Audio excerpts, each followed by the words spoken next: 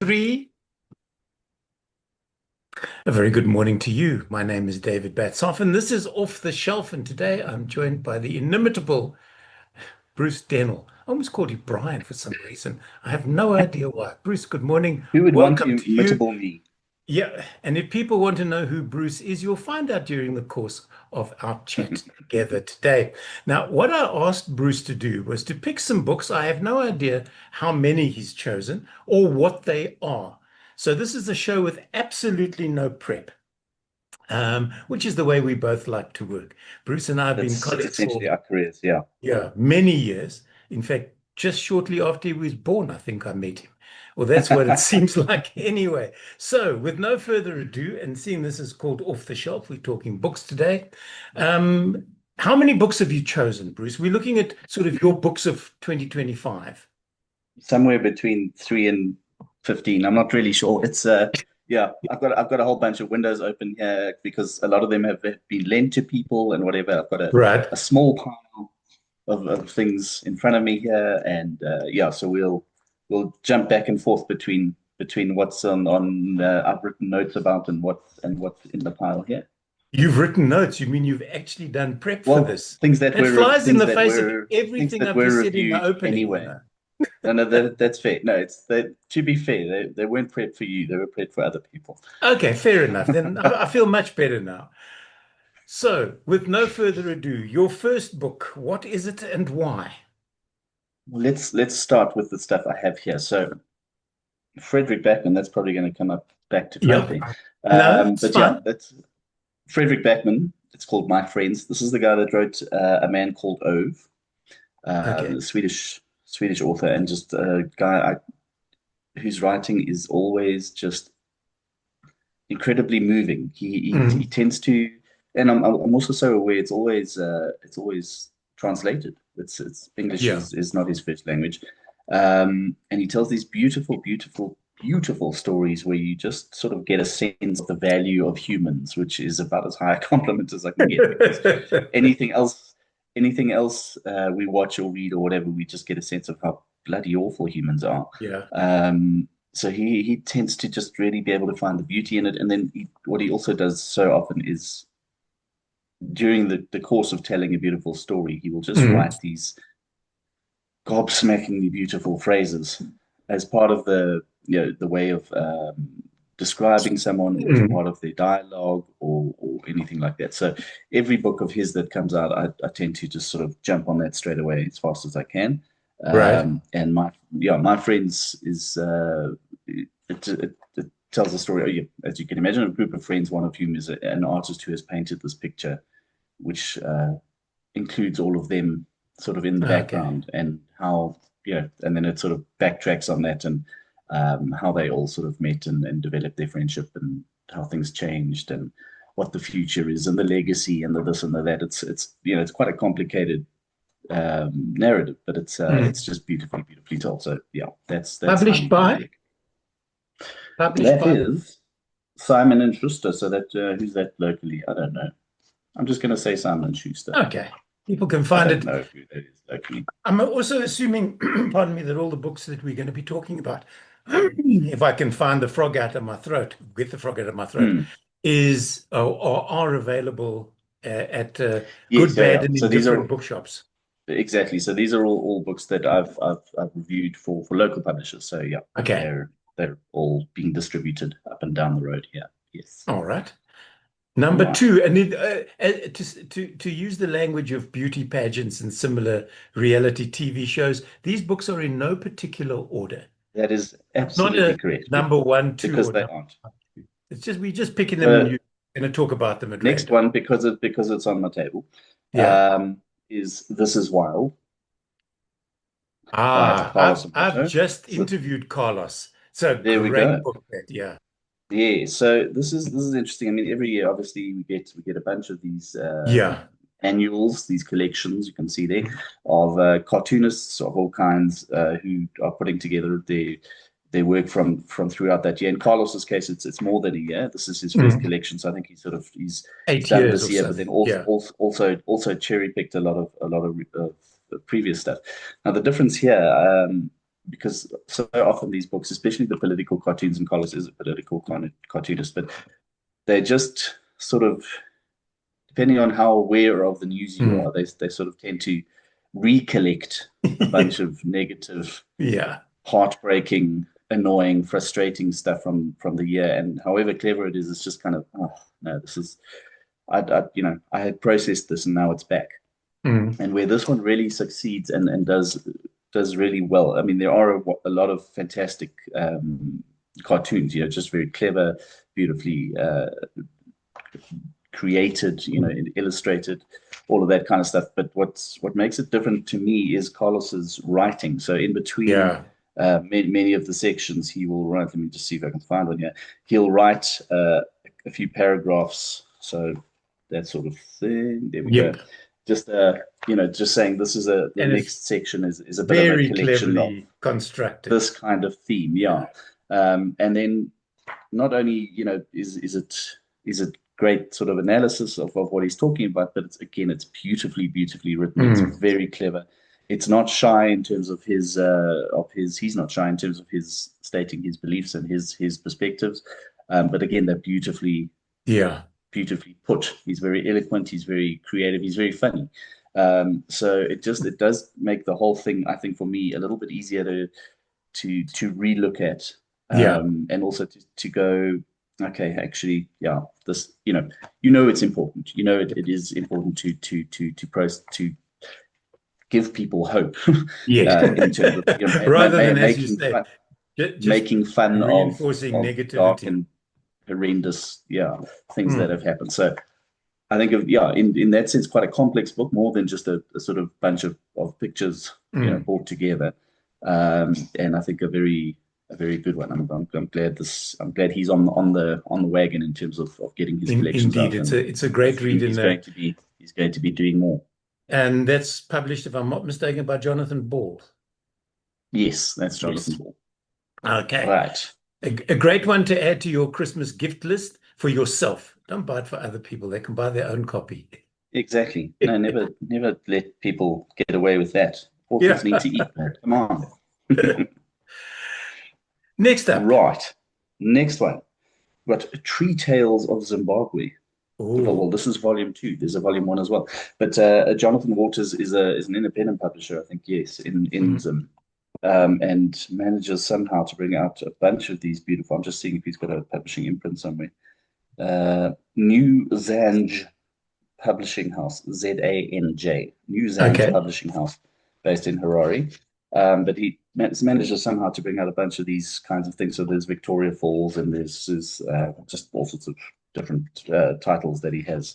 Right. Um, Beautiful coffee table books. But the trees kind of thing, I really, really like. I'm a big fan of that. There was that Thomas Pakenham, I can't remember what the title of his book was, but it was sort of Trees of the World or Great Trees of the Mm. World or something. And I remember reading that many, many years ago and then interviewing Thomas as well, and finding out that he had, illegally pocketed a bunch of seeds on his world travels and then grown them on his English estate. Um, but I I always, love the, Bruce, I always yeah. laugh at people who enjoy trees. Well, I did until I was taken out on a drive 3 hours with a guy who was more than enamored with them. And then you learn stuff about how important they are. But tree Mm, spotting is not like animal or bird spotting, because if you see a syringa tree today, when you go past tomorrow, that syringa tree is still there. It hasn't moved. yes, You don't have to look for it. You don't have to see, let's go out and see maybe it's at a kill. No, it's there. You can see it. it's there and it's beautiful. Yeah, again, I'm not. I don't have one of. I mean, every now and then I get them to review, but those 400-page tree spotter, know your Yeah, seeds, know your leaf patterns. I'm not that guy. What I really, really love about trees is that they've been there a lot longer than any of us have. correct. So when you travel, you're going to go somewhere, and if you travel in Africa or certainly southern eastern Africa, you're going to go somewhere, and there'll be a baobab that was Mm, 1,000 years old when Livingston went past, yeah. and he possibly stopped there His for initials are carved very a night, exactly, high up or in it's the the tree tree because under it's grown. or it's the tree under which he was buried, or it's the whatever, the post office tree at Mossel Bay, or the Yeah. something something something. There's always been a reason. I'm just trying to find one where there's a clear thing, because there's a lot of stuff here which is wonderful in terms of its meaning, but the picture doesn't necessarily show how big or imposing it is. Mm. Um, but like here, Mr. Masango's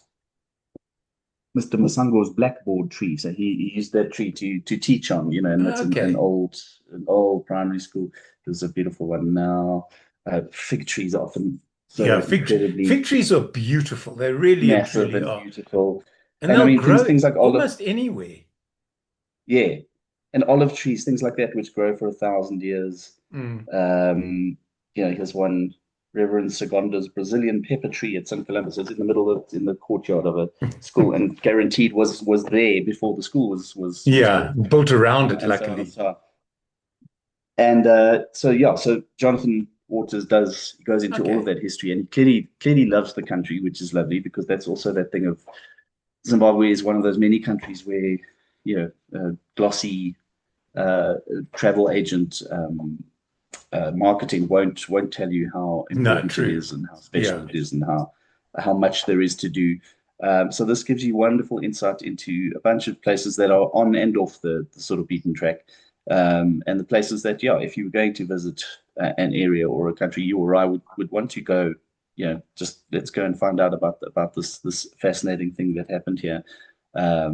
Even though it's not, as I say, there's no fairground ride there. Yeah. There's no merch to buy. But a very interesting book about trees in Okay. Zimbabwe, but also about Zimbabwe in general. Now you said coffee table book. What happens if you only Yeah, drink tea? Does you're stuck. Yeah, no, and you does the have to book wait come for with somebody to visit. yeah, does the book come with four legs that you can turn it into a coffee table if Some of required? these guys do. I mean, there was Whoopi Hall's latest book Mm. is just about big enough to be Yeah. its own coffee table. And some of them do. These are I'm always amazed, particularly now, just at how people commit, Mm. because making a coffee table book is dramatically expensive. Yeah. It's a lot of money, and then you've got to convince people to part with the money who are already complaining that whatever Carlos's book is too expensive or something, and Yeah. not unfairly. In many cases, we still have all these horrible import taxes and stuff on books, Yeah. and the rest of it. So yeah, so those are the ones I have, and then I have a bunch Okay. more.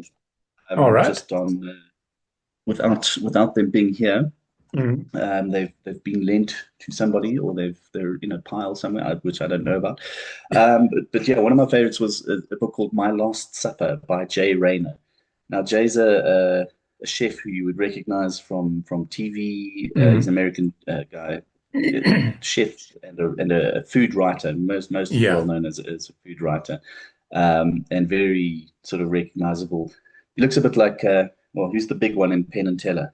Um, Pen. the magicians. Yes, I pen. think it's Penn. Hey, Yes. big dude with a ponytail. He looks a bit like that. Sort of very big presence, Just genial as guy. just to interject there for a moment, he's still big, but the ponytail's long gone. He's gray now, like There you we and go. I. Well, he looks like he used to. The Yeah. branding is recognizable. And I said he's American, but Jay Rayner is actually British. I'm looking at my review here. So he Okay. was also a judge on the Kitchen Cabinet and the English version of MasterChef. Um, but that to me actually sort of is a bit of a turn off. I don't want the sort of TV commentator. Mm. His writing is fantastic, and it's very, very funny, very irreverent, often quite just dark humor, just Yeah. weird, uh, but hilarious and just wonderful the whole time. Now, this book, My Last Supper, is his idea is, if he could design his Last Supper, Mm. what would he have? And it being a book and him having budget to write it because he's that kind of guy. It's stuff from all over the world, so it's also about the traveling there and the schlep to get there and the person Okay. he gets in touch with and how it gets prepped, and it, like all proper foodies, there are some just bonkers revolting things involved, and just how these things get made and why anybody would put in that much work, and Yeah. that is just gross. There's no way I would even consider eating that, but he's telling you how amazing it is and blah blah. And every now and then there's also just not in a very serious way, but there's a bit of a recipe as well that you can sort of Okay. try your own version of so and so's Cooked bread hedgehog rolls and with whatever. But it's so whatever. yeah. What I mean, it's also it's ridiculous. It's a multi course meal, and Mm. things again that normal people would not worry about with this course and the that course and the palate cleanser and the this and the yeah. When It's you all over the talk place. like that, It's a Bruce, really really good book. you always wonder about these chefs. If at home they bother with all of this, you and I and our Toasted cheese. respective Expect wives, you to have toasted cheese. we come home from work or wherever and we look at the pantry and we don't have truffles or anything like that. We're lucky if we've got a packet of pasta and a bottle of tomato sauce, and then we have to make something out of that.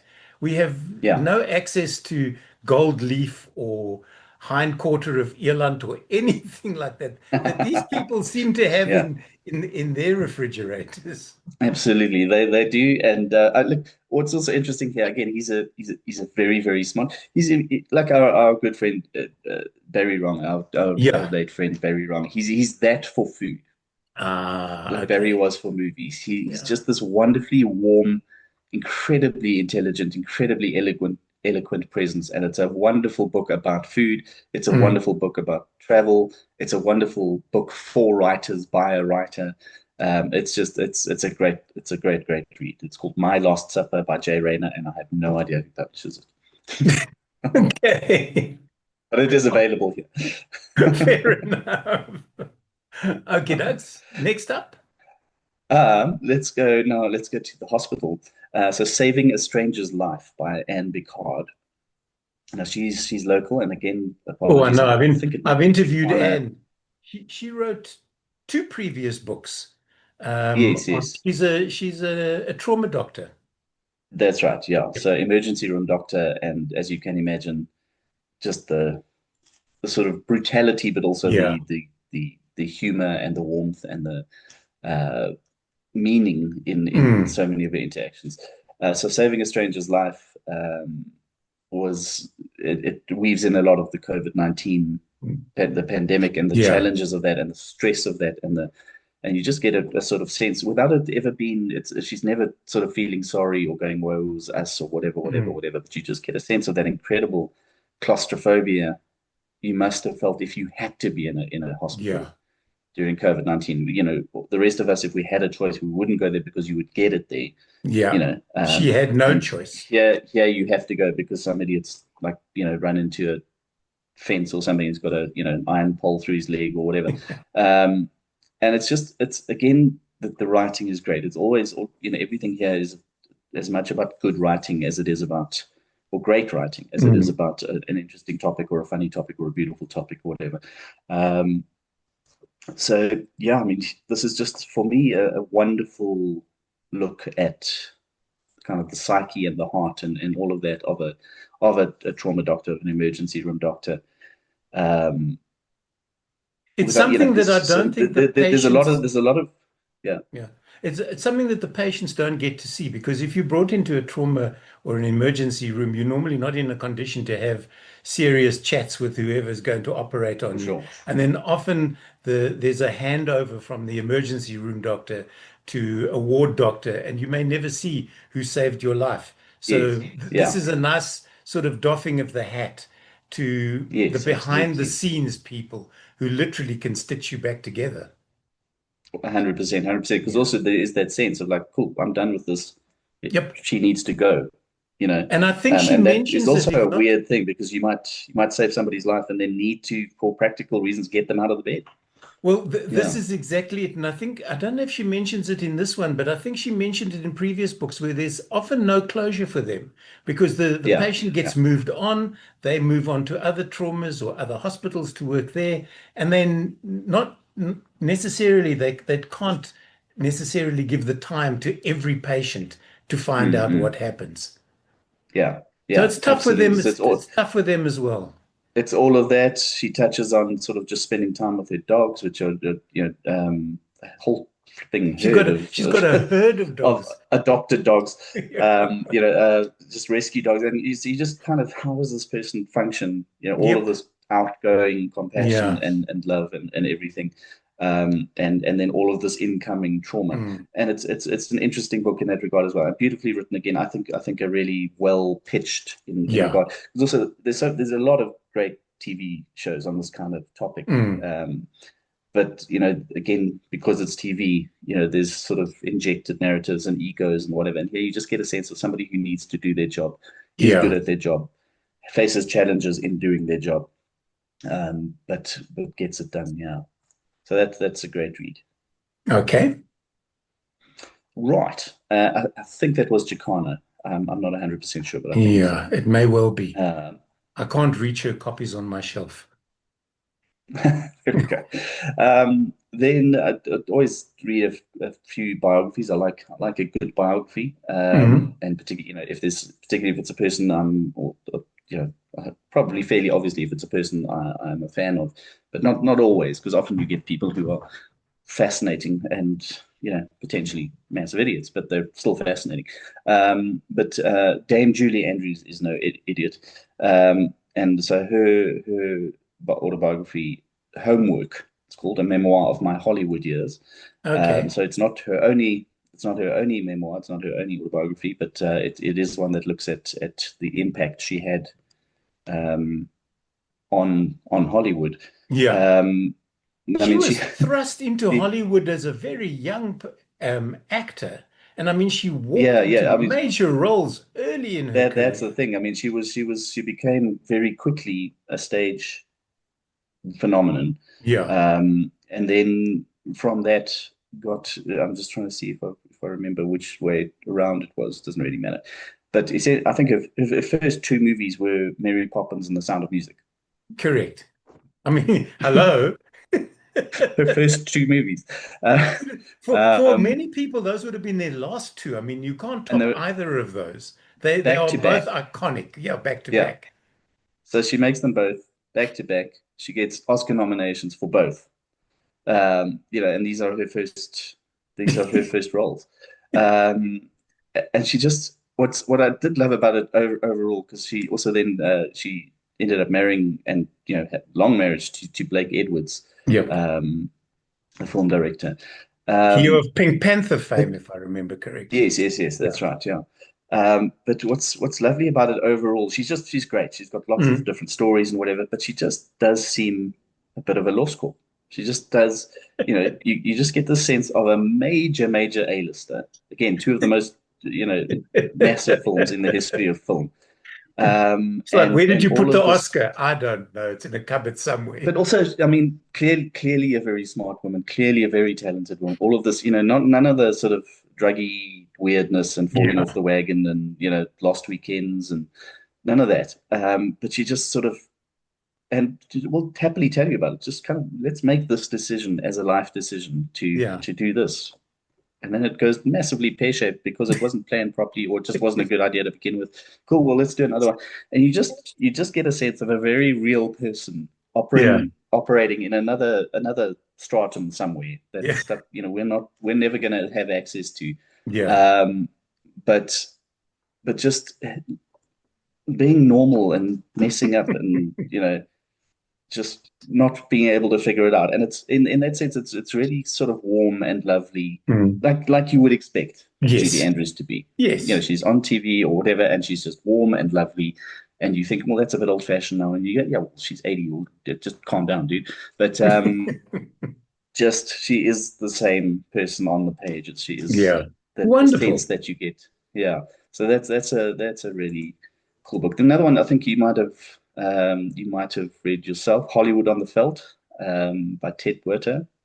Oh, I know, Did but you? yeah, I've interviewed Ted. He also wrote about Daisy DeMelka, if I Yes, that's remember right. Yeah, correctly. that's right. So he, yeah, it's a fascinating book, and I'm trying to remember the guy's name now. In my tiny little notes here. Why is my text so small? I.W. Schlesinger was the guy's name, an American guy who Mm. came to Joburg and wanted to essentially recreate Hollywood here, Right. keeping in mind that Hollywood wasn't really Hollywood at the time. Mm. It was only starting. So people were figuring out how to make movies at a big scale, but I mean, really figuring out, not Yeah. like how does the camera work? What is the technology? How do we do Mm. this? And this guy came and did it here, built a whole massive studio in Killarney, sort of more or less where the mall is and surrounding areas now. And had bought a big theatre in Joburg Central when big theatres in Joburg Central were a thing, and became sort of Mr. Entertainment here.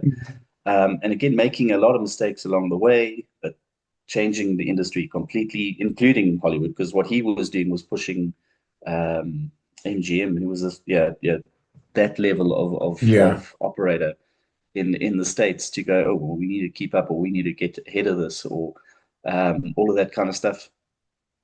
Can you see the potential now, and also knowing, the political bollocks that came in between in our case, and you really get a sense of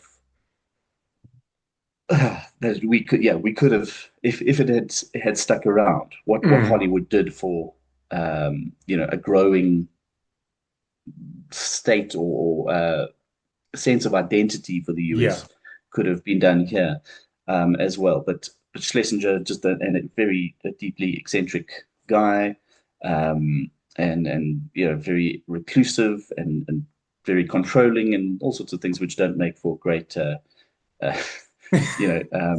success in the long run. But I mean, people pop into the story who were there, Jan Smuts, H. Rider Haggard, people who he was dealing with, etc., etc.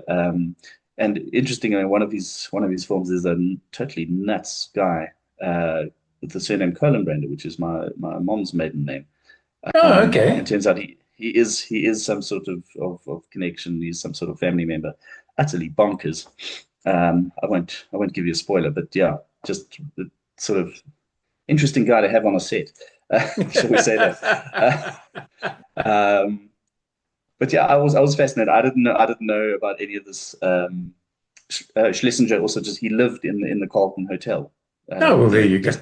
As one does. The penthouse and that kind of stuff. It was a different time, but it was yeah. So I found that absolutely fascinating. As a fan of both South Africa and the books and film. Great stuff. And so as I say, had a distant cousin in there somehow. Yeah. Right, where are we? We're running down to about 9 minutes left, so we could probably squeeze in 2 more. There we go. Let's see, I've done that one. Sorry, I'm seeing what's here still. So Dave Grohl, another autobiography. He released a book called The Storyteller: Tales of Life and Music. Now, yeah, this was before he released it before he had some marriage issues and that sort of came out, and his whole sort of reputation as the nicest man in rock took a bit of a dent. But this came up before that, and when he was still nice. Yeah, when he was still nice, but just fascinating. Not at all like there was the Motley Crue, The Dirt, and there was Keith Richards' life. I can't remember what the name of Keith Richards' version was, but where there's a lot of behind the scenes, just sex, drugs, and rock and roll kind of stuff. This is not that. Although you have no doubt that I imagine there was plenty of that. He's a really good writer, Dave. He tells a really good story. And he just sort of positions himself as a sort of wide-eyed, naive, this is happening to me kind of person. But does it really convincingly, as I see here, I've written, it's almost like tagging along with a rock and roll Forrest Gump. It's just he meets the most amazing people. He kind of falls into a bunch of scenarios where he's like, if I go with this, I can make it work. Yeah. And then becomes who he is now. So sort of worked really hard to get to a point where he joined a very well-regarded niche band, but was would never have become famous. And then kind of, should he join these new guys called Nirvana? I don't know, maybe. And then did, and that happened. And literally, as they say, the rest is history. Yeah, and ends up, I see just playing just in the on White House and all sorts of stuff. Yeah. just on that note, there was a Nirvana cover, if I remember, with a little kid swimming in a pool, Yeah, yeah, yeah. a Or naked never mind. baby. Yeah, And I see he took them to court saying, that that's this right. was He didn't child he didn't abuse. give He lost his didn't give case. permission. Yeah. Yes. He took him to court because he didn't give permission. You're going, dude, you were 3 weeks old at the time. Calm down. Yeah. But yeah, get in this book, one of the great things is just the joy that Roll Yeah. has with like meeting people he respects and enjoys spending. He's like a kid, and it comes across. I really enjoyed that. It's not heavy in the slide, and you don't have to be a fan. You can Okay. just go. This is a fun, like crazy, merry-go-round Mm. with a sort of sweet psycho. Um, he's Bru- not a psycho. Yeah. We're going to have to Yes, wrap. So I'm going to ask you for your last right. book. We've The got last one. 5 minutes left. Okay. Let's go. Syria's Secret Library by Mike Thompson. So this was a very sort of moving thing. Now, this was also I got the book a while ago, then got to it, and so Mm. basically what has happened in Syria has moved on Yeah. from a war point of view, but it's still a war zone. It's still a terrible, heavy place to be. And this is a book. Mike Thompson is I think a BBC correspondent working looking for stories, and he found that a bunch of people in a town. Yeah, I'm not going to try and find the details for you. A town of Daria, just adjacent to Damascus. Okay. Um, so they had literally under heavy bombardment. I mean, threat of life all the time. Had managed to move stuff. They would always obviously you try and you save your neighbor's house if it's burning and you this and that and the next thing. But in the course of all of this, they had made a library in a basement, Oh, which they okay. would give kids access to learn, which they would give people access to come and borrow books. But to get there, you have to go through a war zone Yeah. and then get home with your books and so on and so. So I mean, just as a concept, it's this phenomenal thing. The fact is, it's true, and Yeah. you are humbled by the courage of these people, regardless of the concept. Yeah. You just kind of that these I people think it's have compassion and the fascinating. capacity to love and the capacity to still want to learn and Yeah. educate their kids and all the rest of it. And And Bruce, doesn't that also we speak to how important books still are? That they are yes, prepared to yeah, do something like this in order to give their children the opportunity to hold in their hands, not digitally, yeah, for but sure. physically hold a book and take it home. It's almost like, 100%. And a flip side of that, sorry, is just that you can't, when the lines are down in a war yeah, zone, you can't use digital stuff. You can't do it. exactly. Yeah. So it's yet So, another reason that having physical books will yeah. remain an important thing. Yeah. Okay. On that note, thank you very much. A great ending. Bruce, as always, wonderful to chat. Thank you for sharing Thanks for your having me. pile with my viewers. I hope they take cognizance of what you said. Big word there. No Oh, prep, no. just came out. Um, could So have many been so syllables. totally wrong. This has been Off the Shelf. My name is David Batzofin. He's Bruce Dennill with two L's. And until the next time, have yourselves a great day.